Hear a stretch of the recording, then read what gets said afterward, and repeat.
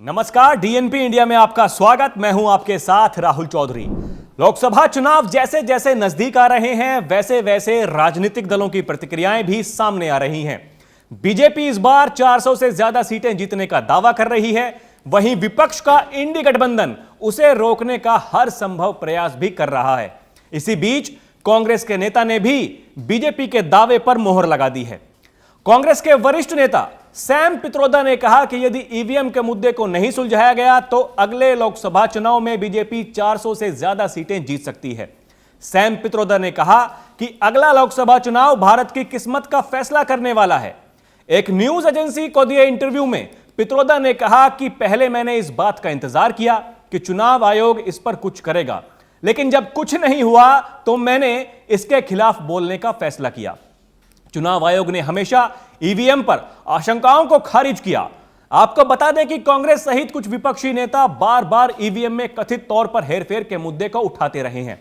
हाल ही में 5 राज्यों के विधानसभा चुनाव के नतीजों के बाद एक बार फिर ईवीएम पर सवाल विपक्षी दलों की ओर से उठाए गए।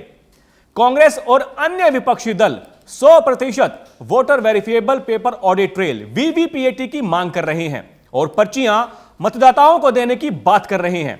इसके अलावा कांग्रेस नेता पित्रोदा ने यह भी कहा कि अयोध्या में राम मंदिर पर उनकी हालिया टिप्पणी को तोड़ मरोड़ कर पेश किया गया। उन्होंने कहा कि धर्म एक व्यक्तिगत मामला है और इसे राजनीति के साथ जोड़ा नहीं जाना चाहिए।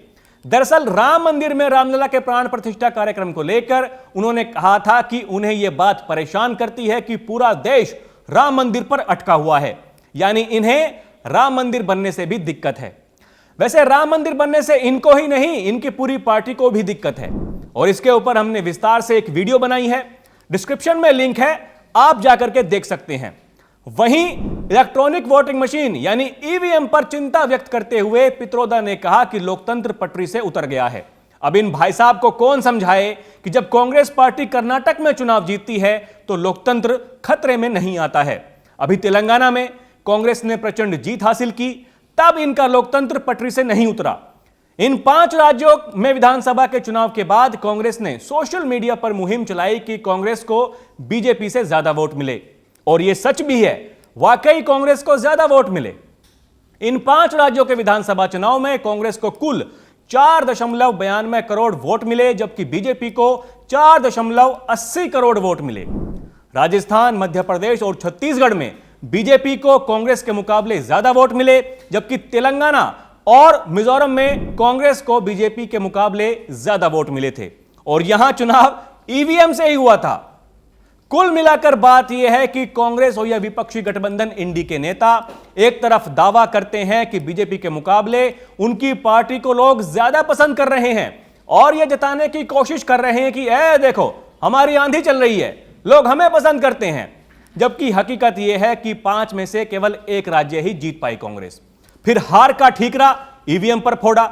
हकीकत यह है कि इनको पता है कि लोकसभा चुनाव में आप हार रहे हैं, क्योंकि इनके पास चुनाव जीतने का कोई प्लान ही नहीं है। लेकिन इन्होंने भविष्य में होने वाली हार के लिए पहले से ही ईवीएम पर दोष मढ़ने का प्लान बनाकर तैयार कर लिया है और यह बयानबाजी उसी का नतीजा है।